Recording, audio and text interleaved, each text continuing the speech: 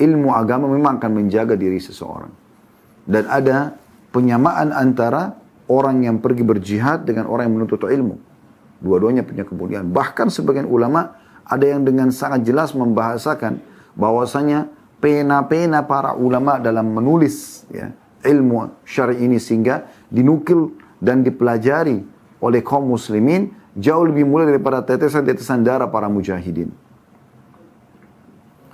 Karena orang jihad untuk dirinya sendiri. Memang betul dia membela agama, tapi pada saat dia mati syahid dia sendiri. Tapi para ulama yang menulis bukan untuk dirinya. Ilmu yang dia tulis akan bermanfaat bagi orang lain. Akan terus dinukil dan dipelajari. Bermanfaat buat dia dan bermanfaat juga buat orang yang datang setelahnya.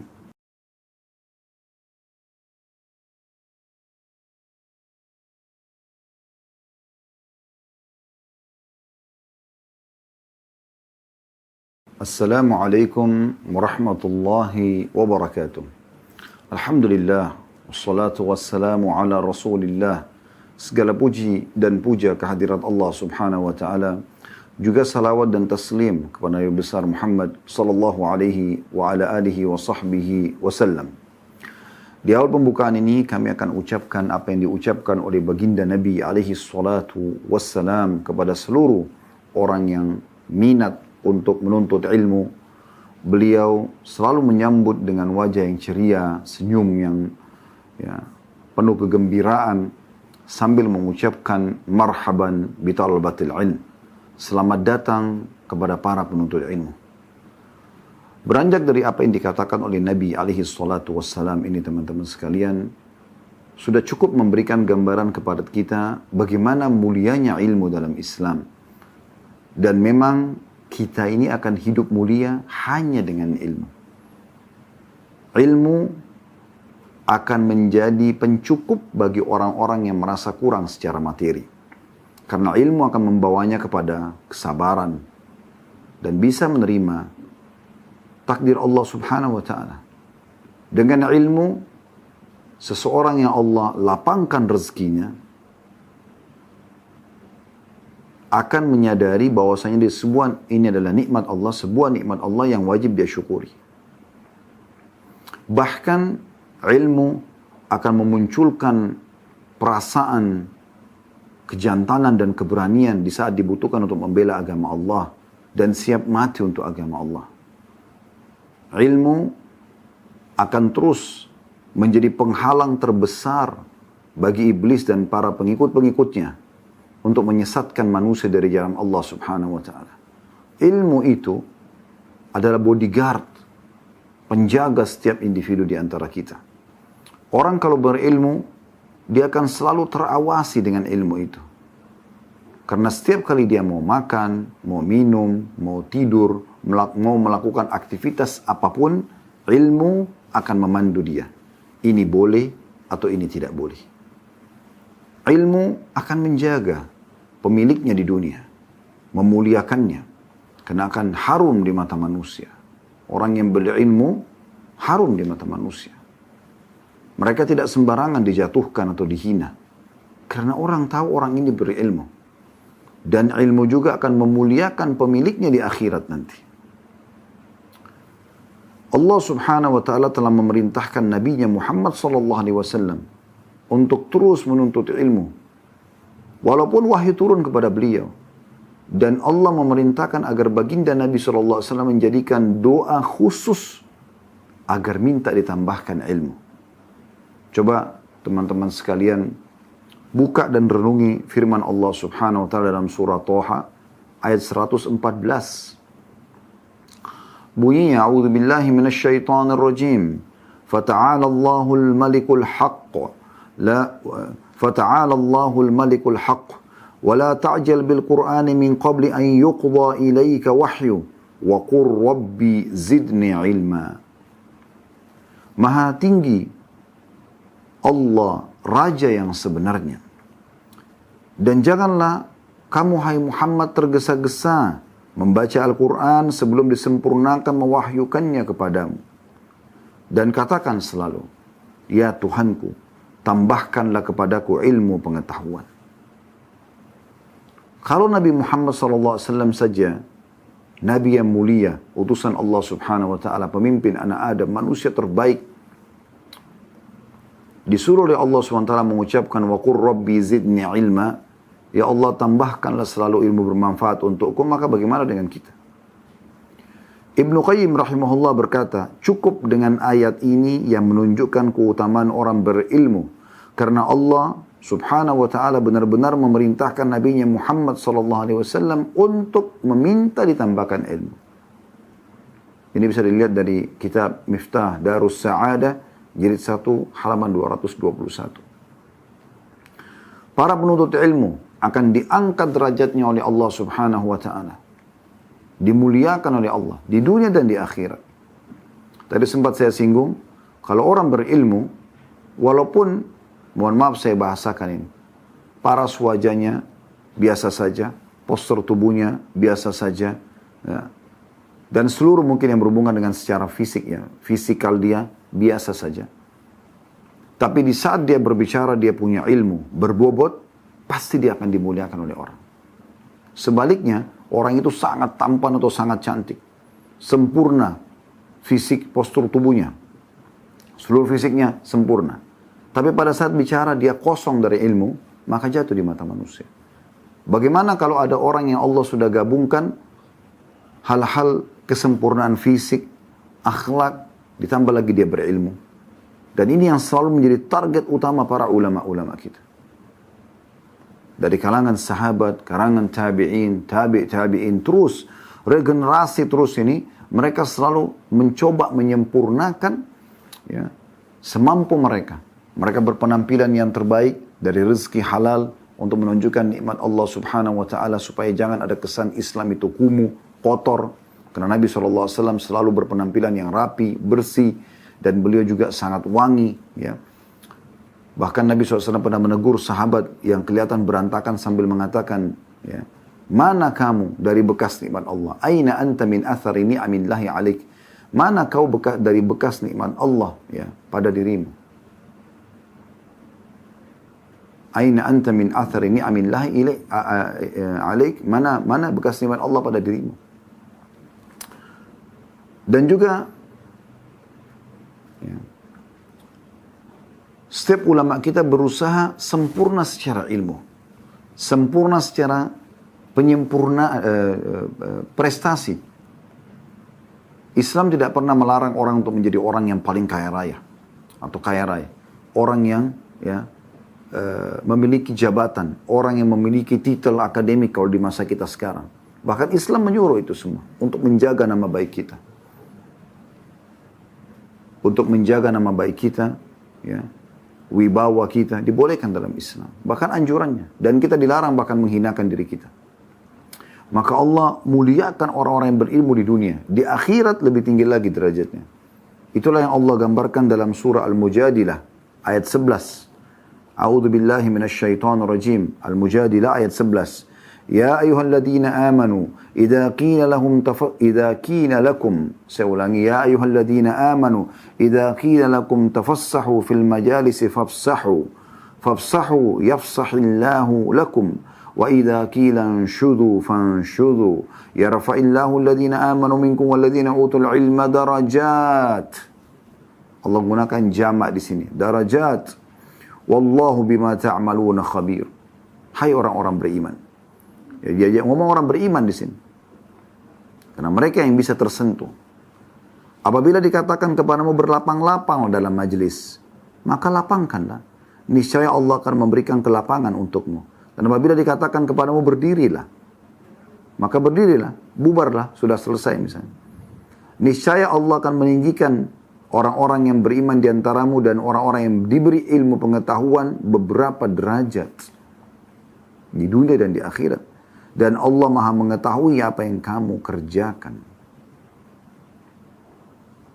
Jadi Allah Subhanahu wa Ta'ala memang menjanjikan memberikan derajat yang tinggi bagi para penuntut ilmu. Kemudian juga Allah Subhanahu wa Ta'ala menggambarkan di dalam firman-Nya yang lain, orang yang paling khusyuk, orang yang paling tunduk, orang yang paling mengenal Tuhannya. Walaupun Allah tidak nampak dengan mata kita. Tapi mereka selalu dalam hidupnya yang dikerjakan yang Allah perintahkan. Baik wajib ataupun sunnah. Mereka sibuk dari kebaikan-kebaikan, dari kebaikan kepada kebaikan selanjutnya. Mereka sibuk menikmati yang Allah halalkan.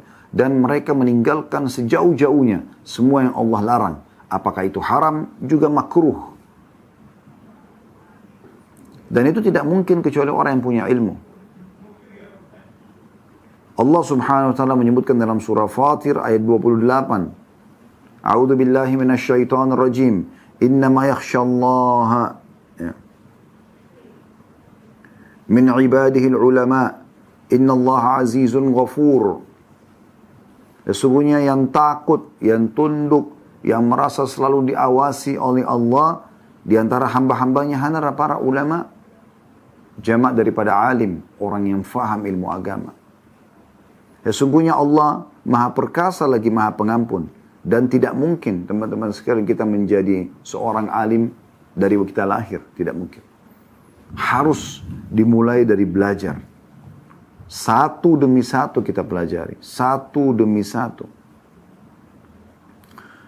Ibn Mas'ud berkata radhiyallahu anhu, "Kafa bi khasyatillahi ilma wa kafa bi'tirari billahi jahla." Rasa takut kepada Allah Ta'ala sudah cukup dikatakan seseorang itu berilmu atau sebagai ilmu. Kafa bi khasyatillahi ilma. Ini bahasanya tinggi sekali. Kalau seandainya ada orang yang sudah muncul rasa takutnya kepada Allah, sehingga selalu merasa terawasi, cukup kita katakan dia seorang alim. Dia sudah berilmu. Berarti tidak akan muncul rasa khusyuk, takut kepada Allah, kecuali kalau orang itu berilmu. Dan ini sangat mahal sekali. Wa kafa biktirari billahi jahla. Dan juga sudah cukup dikatakan orang itu tidak mengetahui atau anggapan bahwa Allah tidak mengetahui perbuatan seseorang sudah cukup dikatakan sebagai kebodohan. Anggapan bahwasanya Allah tidak mengetahui perbuatan seseorang sudah cukup untuk dianggap sebagai kebodohan. Berarti kan kalau orang itu takut kepada Allah karena ilmu dia, menandakan dia berilmu. Ya. Sehingga dia tidak berani melanggar. Dan sudah cukup satu kebodohan atau dianggap orang itu sangat bodoh. Mau dia kaya, mau dia tampan atau cantik. Tapi dia tidak tahu. Kalau Allah mengetahui semuanya apa yang dia lakukan, itu sudah satu kebodohan. Dan ini tentu karena kurangnya ilmu. Disebutkan oleh Ibnu Mubarak dalam kitab Zuhd di halaman 15. Imam Ahmad juga disebutkan juga dalam kitab Zuhd di halaman 158. At-Tabarani dalam kitab Al-Kabir jilid 9 halaman 211 statement ini ya. Ad-Darimi sebutkan juga di jilid 1 halaman 106 ya. An-Nu'aim dalam Al-Hilya menyebutkan jilid 2 halaman 95. Juga teman-teman sekalian,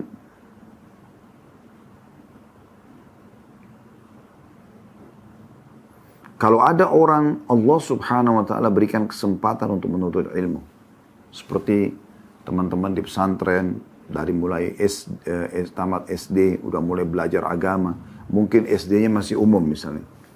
Apalagi kalau dari SD sudah belajar di sekolah Islam, itu sudah sangat luar biasa gitu. Tapi umumnya orang masuk pesantren misalnya SMP.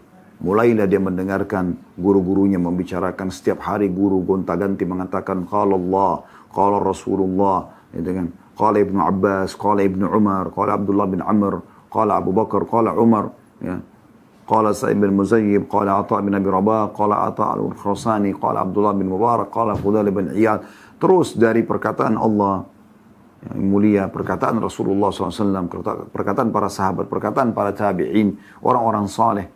Qala Syafi'i, wa qala Malik, wa qala Ahmad, wa qala Abu Hanifah. Dia sibuk dari perkataan para ulama kepada perkataan yang lainnya. Berarti Allah subhanahu wa ta'ala telah memberikan kepada dia sesuatu yang sangat luar biasa dari kebaikan dunia ini. Itulah yang terbaik yang dia miliki, walaupun secara ekonomi dia biasa. Allah gambarkan dalam surah Al-Baqarah ayat 269. Al-Baqarah 269. A'udzu billahi minasyaitonir rajim. Yu'til hikmata may yasha' wa may yu'tal hikmata faqad utiya khairan katsira wa ma yadhakkaru illa ulul albab. Allah menganugerahkan al-hikmah. Maknanya, kalau Anda lihat buku-buku tafsir, kefahaman terhadap Al-Quran dan Sunnah. Allah menganugerahkan al-hikmah, maksudnya kefahaman terhadap Al-Quran dan Sunnah. Kepada siapa yang dikehendakinya. Dan barang siapa yang dianugerahi hikmah tadi, faham tentang Al-Quran dan Sunnah, ilmu agama, ia benar-benar telah dianugerahi karunia yang sangat banyak, melimpah. Dan hanya orang-orang berakallah yang dapat mengambil pelajaran dari firman Allah itu. Orang-orang yang cerdas, orang-orang yang berakal. Ibnu Qutaibah dan juga umumnya jumhur ulama berpendapat bahwa al-hikmah adalah mencocoki kebenaran dan mengamalkan kebenaran tersebut. Hikmah itulah ilmu yang bermanfaat dan amal saleh. Sebagaimana Ibnu Qayyim juga sebutkan masalah itu. Artinya orang jadi tahu mana yang Allah perintahkan, yang wajib, yang sunnah, dia sibuk kerjakan itu. Mana yang halal sehingga dia selalu sibuk juga. Ini kalau dia penuh nikmati makanan, minuman, pergaulan, pendapatan, semuanya. Mana yang matanya boleh lihat, telinganya boleh dengar, lidahnya boleh ucapkan, tangannya boleh jama, kakinya boleh melangkah ke sana, kemaluannya boleh sentuh. Semuanya hanya yang halal saja. Dan semua yang haram, juga yang makruh, ditinggalkan. Semua itu hanya bisa dengan ilmu. Kalau tanpa ilmu nggak bisa. Nanti akan kita sebutkan dalil dari Nabi SAW perbedaan antara seorang alim yang faham ilmu agama dengan abid. Orang yang suka ibadah tapi tidak punya ilmu agama. Jauh sekali perbedaannya. Karena banyak orang suka beribadah tapi tidak punya ilmu. Sehingga belum tentu ibadahnya benar. Hanya sesuai dengan yang dia inginkan saja. Tapi orang berilmu, mungkin dengan amalan sedikit, sudah cukup untuk membuat dia meraih pahala yang besar. Karena berdasar apa yang dia lakukan itu. Dan betapa banyak orang yang sibuk menghabiskan waktunya pada hal-hal yang tanpa ilmu, akhirnya mereka pikir mereka sudah beramal. Padahal sebenarnya mereka sama sekali tidak akan menerima hasilnya. Karena tidak berlandaskan dari ilmu. Sampai pernah Hasan Basri rahimahullah melihat orang di Masjid Jami' kota Basra di Irak di masa beliau, itu habis sholat asar, sholat sunnah. Kemudian Hasan Basri baru mau ingatkan, salam, habis salam orang itu berdiri lagi sholat. Habis salam, udah 4 rakaat, baru mau diingatkan, sama lagi. Sholat lagi orang itu, sampai 8 rakaat. Itu pun setelah 8 rakaat teman-teman sekalian, dia masih mau bangun untuk sholat lagi. Semangatnya ibadah luar biasa. Gitu. Namun Hasan Basri pegang tangannya. Tahan dia. Supaya dia tidak lanjutkan lagi sholatnya gitu. Orang ini sudah tahu sebenarnya. Ya. Orang ini sudah tahu kenapa dia ditahan. Berarti dia seakan-akan tidak boleh sholat gitu.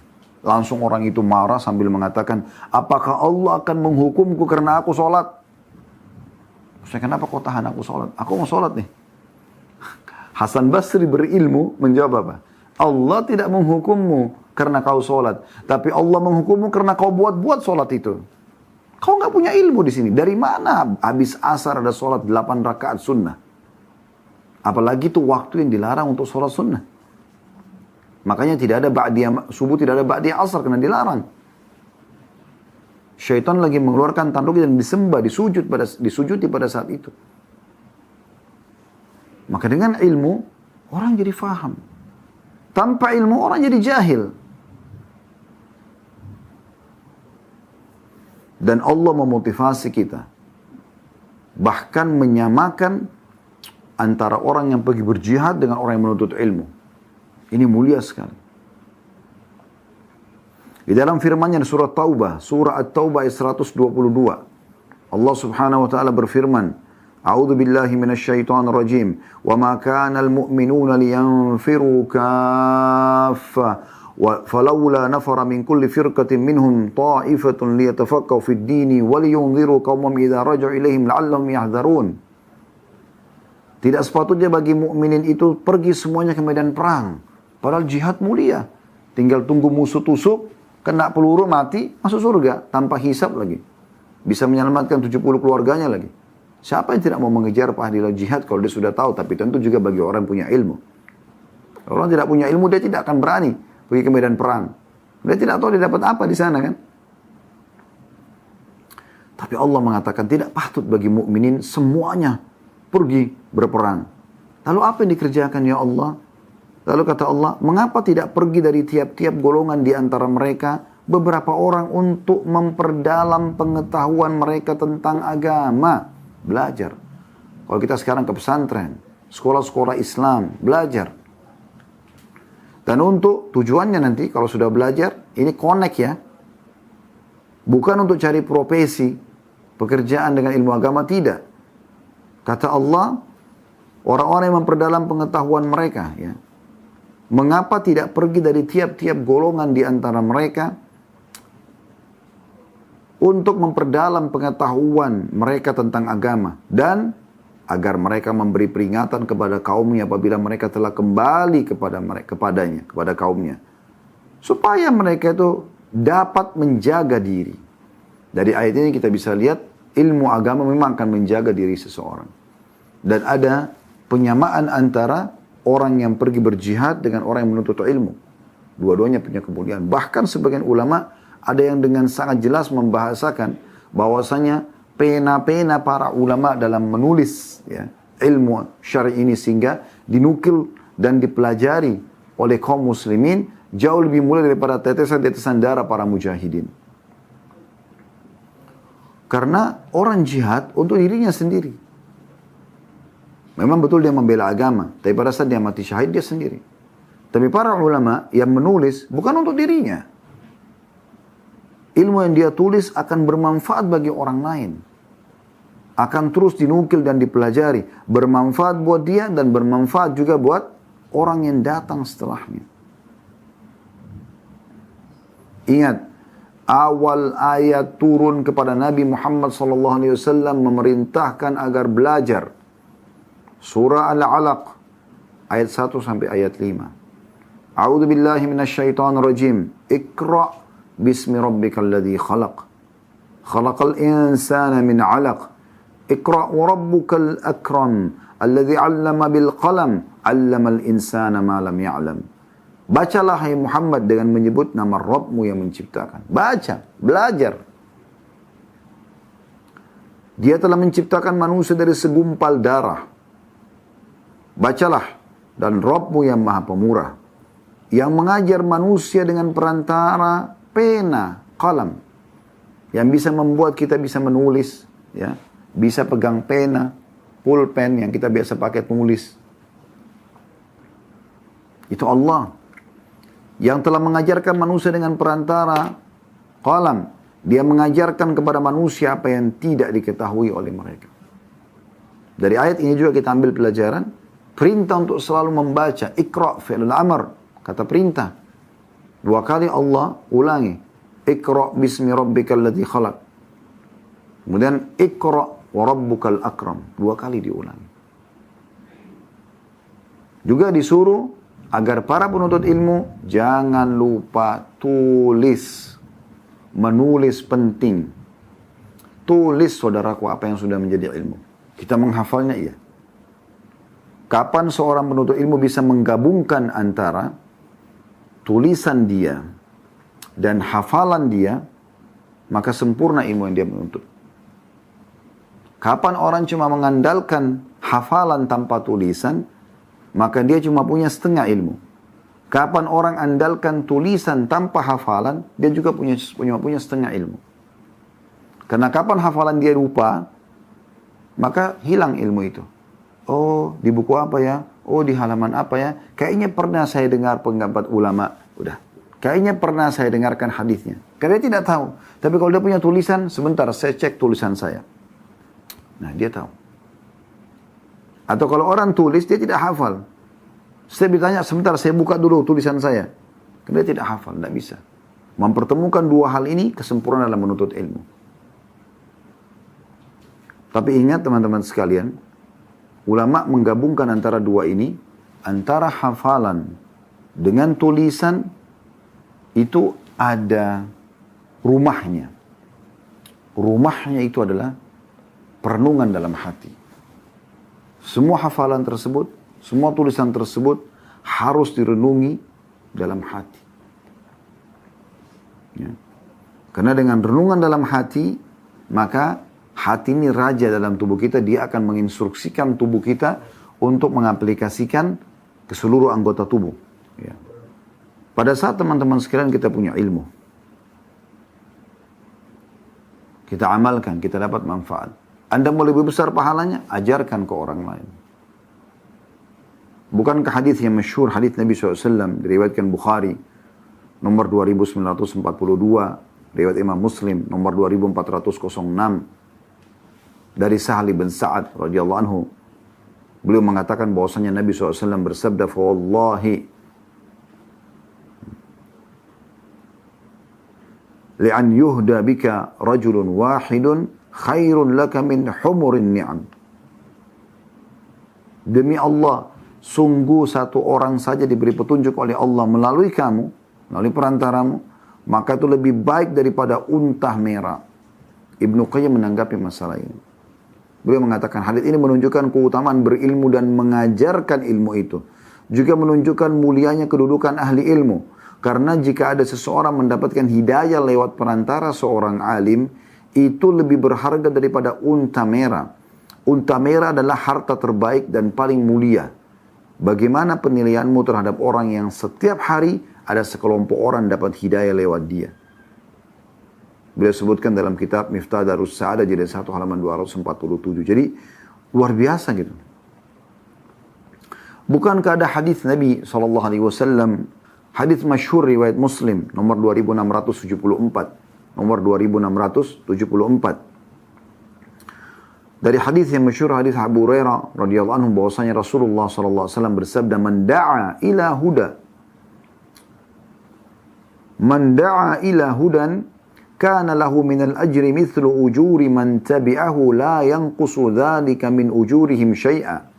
Wa man da'a ila dhalalatin, kana alaihi minal ithmi mithlu athami man tabi'ahu la yanqusu dhalika min athamihim syai'a." Siapa yang mengajak orang lain kepada petunjuk agama Allah ini, ajak orang sholat, ajarin caranya. Wahai para guru-guru pengajar, ini kemuliaan luar biasa, luar biasa. Santri-santri Anda, siswa-siswi Anda jadi faham karena Anda yang menyampaikan, itu luar biasa. Jangan pernah berpikir ini profesi saya, ya saya kerja begini supaya saya bisa hidupkan keluarga saya terima gaji. Itu urusan dunia akan ikut. Siapa yang mengejar akhirat, dunianya akan ikut. Itu akan datang gaji antum akhir bulan. Tapi siapa yang kejar dunia, akhiratnya akan luput. Kalau tujuannya hanya untuk gaji, gak akan berbekas ilmu yang antum sampaikan kepada santri-santri atau anak-anak itu. Jadi harus karena Allah Subhanahu wa ta'ala. Para penuntut ilmu juga sama. Para ananda santri, siswa-siswi, teman-teman yang lagi ikutin acara kita di medsos, Anda lagi niat menuntut ilmu. Kalau Anda bukan niatnya karena Allah, percuma. Maksimal Anda mengatakan, oh ceramahnya bagus, selesai. Pergi dan tidak ada bekas. Tapi kalau Anda karena Allah Subhanahu wa ta'ala akan menyentuh hati Anda. Anda akan bergerak, ya, karena ilmu itu telah menyentuh hati untuk menerapkan ilmu itu. Dia akan jadi pendongkrak, pendorong agar Anda mau lebih mendalami lagi ilmu, sehingga Anda lebih banyak beramal saleh. Kata Nabi SAW, siapa yang mengajak orang lain kepada petunjuk, maka baginya pahala dan pahala bagi orang yang mengikutinya tanpa mengurangi pahala mereka sedikit pun. Jadi kalau saya sholat, saya ajak teman saya sholat, saya dapat pahala 10 misalnya. Teman yang saya ajak dapat 10, tapi Allah kasih saya 10 pahala seperti dia, tanpa diambil dari pahala dia. Kalau saya ajak 10 orang, 100 orang, 1000 orang, berapa banyak pahala yang bisa kita dapatkan. Anda yang mengajar di pesantren, di sekolah-sekolah Islam, udah berapa tahun Anda ngajar? Berapa sudah murid yang Anda ajarkan? Sayang sekali kalau Anda sebagai guru, Anda berpikir, saya kan bidangnya ilmu ini. Misalnya, saya cuma ilmu khat, nulis saja. Ya kalau ada orang anak santri tidak sholat atau apa, nggak usah lah, itu bukan urusan, nanti guru fikihnya aja. Kan rugi. Kalau Anda berpikir dengan ilmu agama, oh ternyata dengan mengingatkan satu kesalahan seorang muslim, apakah dia masih kecil atau dia sudah dewasa, maka itu sudah cukup untuk membuat saya akan panen pahala dia, karena ilmu ini luar biasa ya. Kalau makanan sama minuman kita berikan kepada orang, dia konsumsi habis. Kalau ilmu tidak, teman-teman. Kita berikan kepada dia sekali, akan dia simpan ilmu itu sampai dia mati. Apalagi kalau Anda sampaikan dengan tulus, maka bisa berbekas ilmu itu kepada dia. Dia amalkan sekarang atau nanti. Dia tidak habis begitu saja. Sebaliknya kata Nabi SAW, siapa yang mengajak orang lain pada kesesatan, kesalahan, ajarin temannya berzina, ke diskotik, ke bar, berdusta, homoseksual, dan segala macam hal. Bolos dari sekolah atau apalah, perbuatan-perbuatan buruk, ya. Maka baginya dosa dari orang-orang yang mengikutinya tanpa mengurangi dosa mereka sedikit pun. Ibnu Qayyim menanggapi hadis ini sambil mengatakan, siapa yang menjadi penyebab yang lain mendapat hidayah, maka ia mendapatkan pahala dari orang yang mengikutinya. Semuanya. Dari mana kita tahu, teman-teman sekalian? Mungkin di antara santri kita, siswa kita ini, ada yang menjadi ulama besar nanti. Dan Anda pemicu awalnya. Pemberi nasihat agar dia mau menuntut ilmu, dia semangat menuntut ilmu. Dari mana Anda tahu? Tadi saya janjikan saya akan bacakan hadis Nabi SAW yang mulia, perbedaan antara seorang alim sama abid. Hadis ini masyhur, tapi setiap kali saya baca tersentuh lagi. Teringat lagi teman-teman sekalian. Hadis ya, dengan sanad hasan riwayat Tirmidzi nomor 2685. Kata Nabi SAW dari sahabat ya, yang mulia Abu Umam al-Bahili radhiyallahu anhu, fadlul alimi ala al-abidi ka fadli ala adnakum. Thumma qala Rasulullah sallallahu alaihi wasallam, inna Allah malaikatahu wa ahlas samawati wal ardi hatta an-namlata fi juhriha wa hatta al-huta la yusalluna ala muallimin nasil khaira. Luar biasa ini teman-teman. Keutamaan seorang alim, orang yang berilmu. Tidak ada orang lahir dalam kondisi alim, harus belajar. Belajar terus sampai kita ke level nanti seorang alim. Keutamaan seorang alim dibandingkan seorang abid, suka ibadah tapi tidak ada ilmunya, adalah seperti keutamaanku, kata Nabi, seperti aku dibandingkan dengan orang yang paling bodoh di antara kalian. Coba bayangkan. Kalau Nabi SAW mengatakan perumpamaan seorang alim di antara kalian dengan orang abid adalah seperti orang yang paling pintar di antara kalian dengan orang yang paling bodoh di antara kalian. Karena alim akan ibadah sesuai dengan ilmunya. Kalau abid mau ibadah tapi tidak ada dasar ilmunya. Tapi di sini Nabi SAW mengatakan hal yang lebih besar. Perbedaan antara seorang alim sama abid, perbedaan dasarnya adalah seperti aku, kata Nabi. Nabi, posisinya Nabi, gitu kan. Dengan orang yang paling bodoh di antara kalian. Kemudian beliau SAW bersabda lagi, sesungguhnya Allah sebagai pencipta langit dan bumi, malaikat-malaikatnya, serta seluruh penduduk langit dan bumi. Seluruh penduduk langit dan bumi. Saat ini, Anda lagi nuntut ilmu, semoga Allah ikhlaskan niat kita, ini kita dapatkan teman-teman. Sesungguhnya Allah, ya, malaikat-malaikatnya, serta seluruh penduduk langit dan bumi, bahkan semut yang ada di sarangnya, sampai ikan paus yang ada di lautan. Mereka semua mendoakan orang yang mengajarkan kebaikan kepada manusia. Mendoakan. Kita tidak mungkin bisa ngajar kalau kita belum punya ilmu. Ibnu Qayyim mengatakan rahimahullah, karena sebab mengajarkan kebaikan didapatlah keselamatan dan kebahagiaan, serta baiknya hati. Allah pun akan membalasnya dari jenis amal yang mendapatkan pujian dari Allah. Juga doa dari malaikat dan penduduk bumi. Itulah yang menyebabkan pengajar kebaikan mendapatkan keselamatan, kebahagiaan, dan keberuntungan. Keutamaan lainnya, pengajar kebaikan, ya, dan mendapatkan keutamaan lainnya. Pengajar kebaikan, ya, Itu pengajar kebaikan mendapatkan semua itu karena dia mengajarkan dan menyebarkan agama Allah. Mengenalkan hukum-hukum Allah. Mengajarkan nama-nama dan sifat Allah. Maka sanjungan dari Allah dan doa penduduk langit menjadi bentuk pemuliaan kepadanya. Pujian kepada pengajar kebaikan tampak di tengah-tengah penduduk langit dan bumi. Miftah Darus Sa'adah jadi 1 halaman 250. Saya mau kita renungi nih teman-teman sekalian. Ya.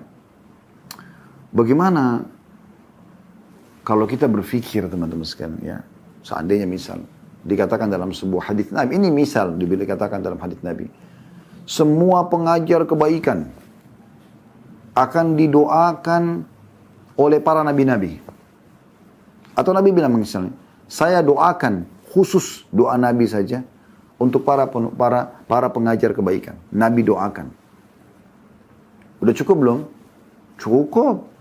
Doa Nabi Muhammad SAW luar biasa. Bagaimana kalau Nabi bilang didoakan oleh seluruh nabi-nabi? 124.000 nabi, diantaranya 313 rasul. Anggaplah 120 ribuan itu nabi mendoakan. Cukup nggak? Udah lebih dari cukup. Bagaimana kalau dikatakan tambah lagi? Seluruh nabi-nabi dan seluruh malaikat Jibril misalnya mendoakan dia. Cukup nggak? Udah cukup. Kalau dikatakan seluruh nabi-nabi dan seluruh malaikat, sudah cukup nggak? Cukup. Bagaimana kalau dikatakan ditambah lagi seluruh bintang-bintang di langit? Miliaran jumlahnya. Yang para ilmuwan mengatakan seperti pasir. Cukup nggak? Udah cukup luar biasa. Habis dosa kita ini. Ya. Dan doa-doa mereka ini supaya kita selamat, diberikan keberkahan, masuk ke surga, selamat dari neraka, luar biasa gitu. Cukup nggak? Sudah cukup.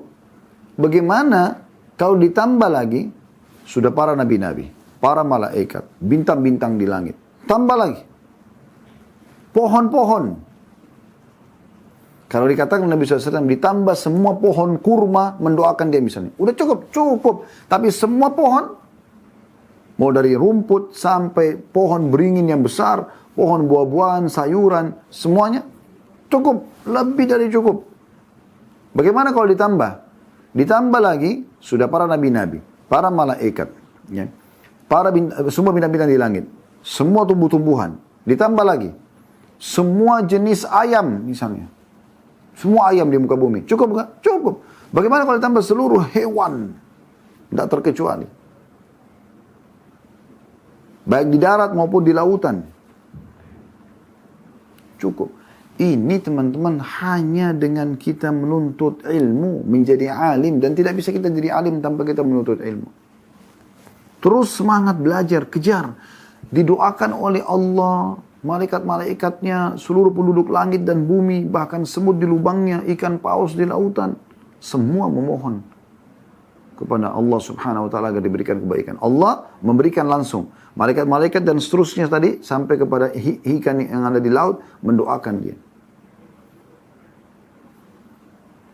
Juga teman-teman sekalian, para penuntut ilmu Allah perintahkan ya, agar para malaikat ridho dengan mereka. Allah subhanahu wa ta'ala mudahkan jalan menuju ke surga. Allah subhanahu wa ta'ala memerintahkan semua yang di langit dan bumi bukan cuma mendoakan, memohon ampun untuknya.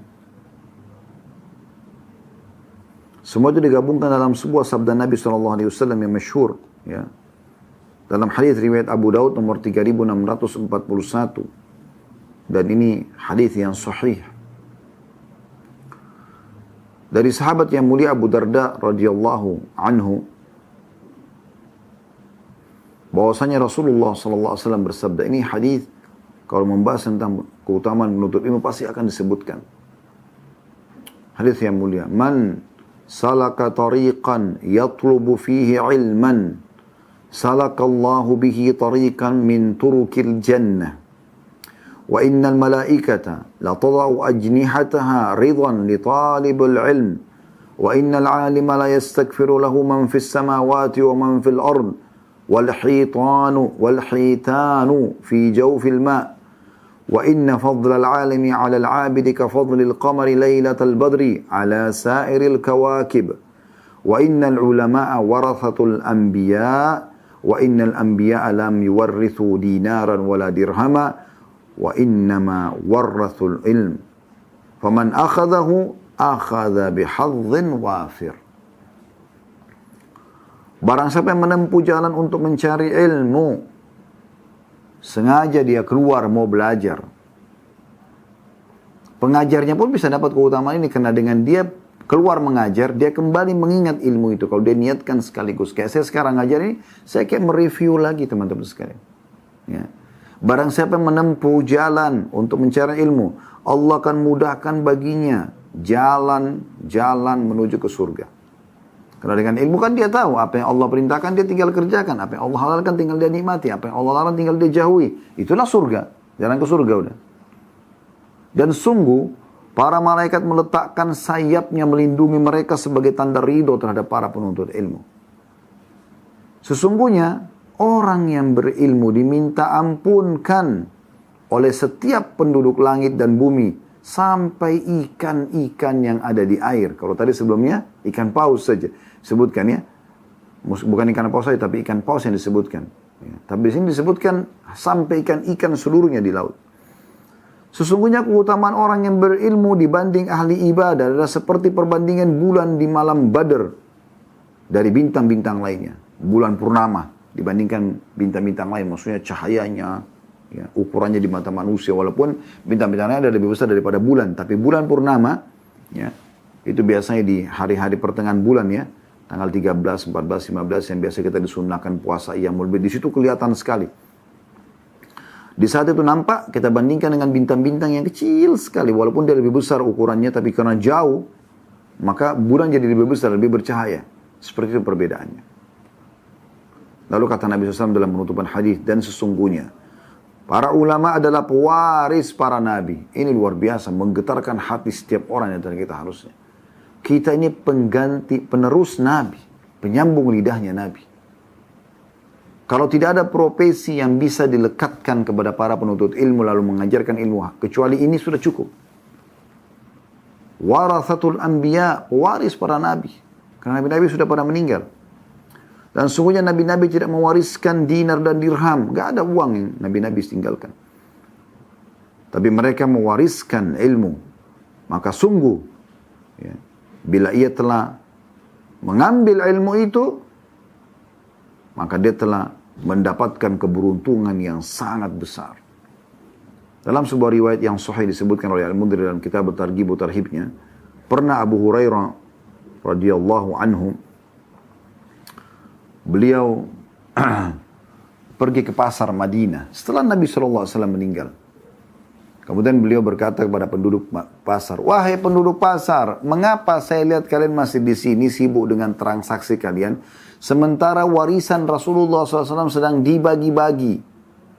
Karena mereka di pasar mayoritasnya pedagang-pedagang, di benak mereka, di pikiran mereka, oh ini mungkin harta-harta peninggalan Nabi karena warisan Nabi. Tangkapan mereka itu adalah mungkin ada pedang, ada perisai, apalah, sendalnya Nabi, pakaiannya Nabi.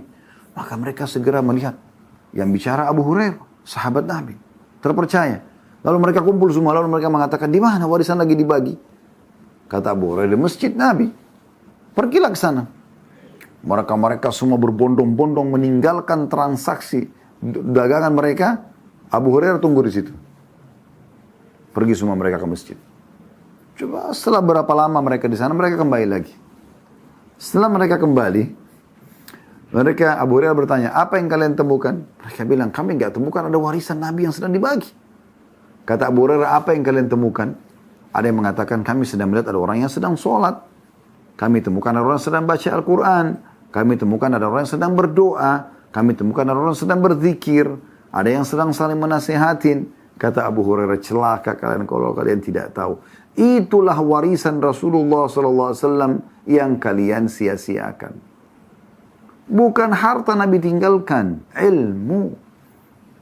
Ambil ini kesempatan emas di masa kita sekarang, luar biasa kesempatan emas menuntut ilmu, luar biasa. Dengan ada media seperti sekarang, Anda di mana sekarang, saya di mana. Kita bisa seperti bertatap wajah, melihat langsung, mendengar, bisa menulis, sampai ke referensi-referensinya. Bahkan Anda bisa belajar satu hari dari belasan para da'i-da'i kita dan para ulama kita. Itu luar biasa. Kesempatan emas. Zaman dulu, Imam Bukhari, Imam Ahmad, rahimahumullah dan ulama-ulama lain, mereka kalau mau ngambil sebuah hadis, kadang-kadang mereka harus jalan 1 bulan naik keledai. Bisa terancam, diganggu, ditangkap oleh para perampok di pinggir jalan. Kalau bekal makanan mereka habis, mereka kerepotan. Tidak kayak kita sekarang. Banyak minimarket di pinggir-pinggir jalan. Bahkan sekarang kita di rumah bisa online. Tiba-tiba depan pintu sudah datang makanan. Begitu mudahnya nuntut ilmu. Masih malas juga. Luar biasa kesempatan emas untuk meraih surga di masa sekarang. Ya. Ada hadis yang mulia. Saya yakin mungkin tidak semua orang pernah mendengarkan hadis ini. Bukan menganggap remeh teman-teman, tapi perlu Anda renungi hadis ini. Karena tidak semua orang juga ya, mungkin mencari hadis untuk menemukan. Ada hadis yang disebutkan oleh Imam Tirmidzi nomor 2681, Ibnu Majah nomor 222, At-Tabarani menyebutkan dalam kitab Al-Kabirnya jadi 11 halaman 78, Ibnu Hibban dalam Al-Majruhin ya di jilid 1 halaman 295, Ibnu Abil Bar sebutkan dalam Jami' Bayan al-Ilm ya di jilid 1 halaman 26, Al-Khatib menyebutkan dalam Al-Faqih Al-Mutafaqqih ya di jilid 1 halaman 24, Ibnu Al-Jauzi ya menyebutkan dalam Al-Ilal Al-Mutanahiyah di halaman 192. Kata Nabi SAW, faqihu wahid asyaddu ala syaitani min alfi abid. Seorang faqih lebih ditakuti oleh syaitan dibandingkan dengan 1000 ahli ibadah. Ya. Riwayat ini ada yang melemahkannya, atau ulama hadis melemahkannya. Namun secara makna, sebagian ulama memegangi. Seperti misalnya Ibnu Qayyim rahimahullah mengatakan dengan jelas makna hadis ini sahih. Maknanya sahih. Karena seorang alim, teman-teman sekalian, bisa membuat 1000, 10.000, 100.000, bahkan 1 juta orang miskin sabar. Seorang alim bisa dari sisi yang lain memberikan semangat dan membakar semangat 1000, 10.000, 100.000, 1 juta mujahid. Bisa memotivasi 100, 1000, 10.000, 100.000, 1 juta, bahkan lebih banyak para orang kaya untuk bersedekah. Ilmu itu luar biasa. Kata Ibnu Qayyim menanggapi juga hadis ini mengatakan, adapun ahli ibadah, tujuan dia hanyalah berjuang untuk dirinya sendiri. Tapi seorang alim ditakuti oleh syaitan, kenapa? Karena memang dia bisa ya membuat orang jadi faham agama dan syaitan jadi kerepotan untuk menghadapi mereka. Karena orang yang punya ilmu itu nggak mudah untuk dikalahkan oleh syaitan. Sulit sekali. Karena ilmu selalu jadi pengawas bagi dia. Ini hal yang luar biasa. Gitu. Dan dalam hadis yang lain, dan ini kalau kita berbicara tentang dalil teman-teman, mungkin biar 5-6 jam tidak akan selesai. Ratusan dalil dari ayat Al-Quran dan hadis-hadis Nabi SAW tentang keutamaan ilmu. Kata Nabi SAW dalam hadis, hadis ini diriwayatkan oleh At-Tirmidzi nomor 2323, Ibnu Majah nomor 4111, 4112, Al-Baihaqi dalam Asy-Syu'ab, Syu'ab al-Iman, nomor di halaman 1580. Hadits ini dinilai hasan oleh Tirmidzi, dan juga hadits ini disebutkan oleh Ibnu Qayyim dalam Miftah Darus Sa'adahnya jadi 1 halaman 266 melalui sahabat yang mulia Abu Hurairah radhiyallahu anhu bahwasanya Rasulullah SAW bersabda, ad-dunya mal'una mal'unun ma fiha illa dzikrallahi wa ma walahu wa aliman aw muta'allima. Dunia itu terlaknat. Terlaknat semua ada di dalamnya. Yang selamat hanyalah 4 orang. Yang pertama, orang yang banyak berzikir. Ini selamat dari laknat tersebut. Yang kedua, orang yang bersama dengan orang yang berzikir itu. Yang ketiga, seorang alim atau berilmu. Dan yang keempat, orang yang menuntut ilmu. Orang yang menuntut ilmu. Kalau Anda keluar dari rumah, mau menuntut ilmu, Anda dihitung di jalan Allah subhanahu wa ta'ala. Jelas dalam sabda Nabi SAW. Hadis riwayat Tirmidzi,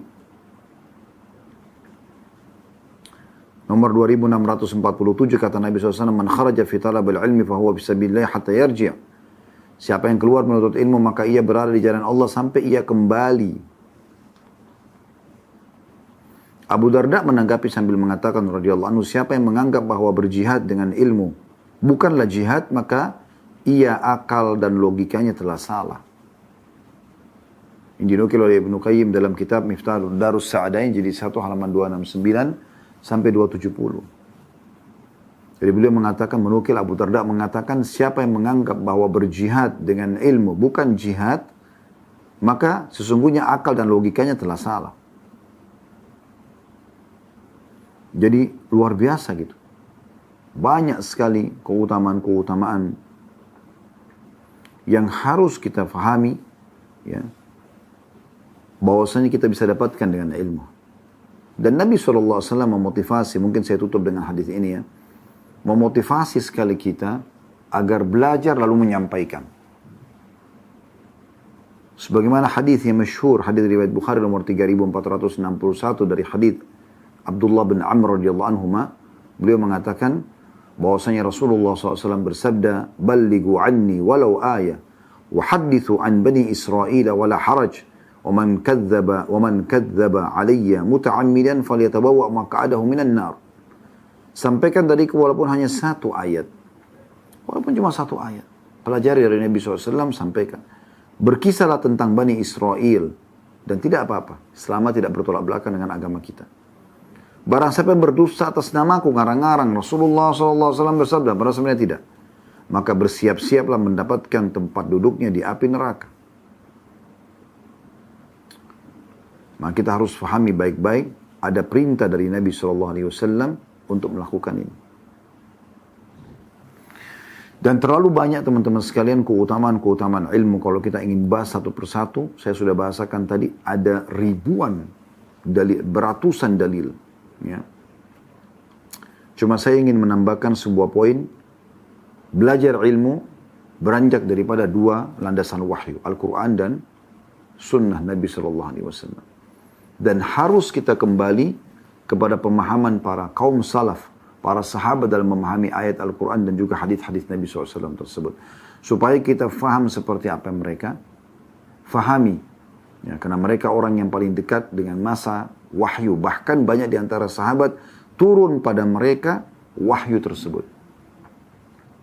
Maka kita pelajari, ya, kemudian kita amalkan sesuai dengan apa yang sudah kita pelajari tersebut. Maka kembali kepada sumber ini.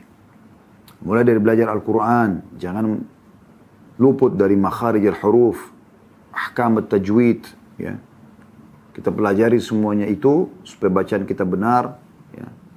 Mulai kita sering membaca Al-Quran, kita hafal, kita tadabburi, amalkan isinya. Begitu juga dengan hadis-hadis Nabi SAW, ya. Kita amalkan, kita pelajari, hafal dan kita amalkan, maka insya Allah ini adalah keberkahan di dalam menuntut ilmu itu sendiri. Baik teman-teman sekalian, mungkin ini yang bisa kita bahas pada kesempatan ini. Semoga bermanfaat insya Allah. Baik teman-teman sekalian, kalau ada benar pasti dari Allah. Kalau ada salah dari saya mohon dimaafkan. Subhanakallahumma bihamdika. Asyhadu an la ilaha illa anta astaghfiruka wa atubu ilaik. Assalamualaikum warahmatullahi wabarakatuh.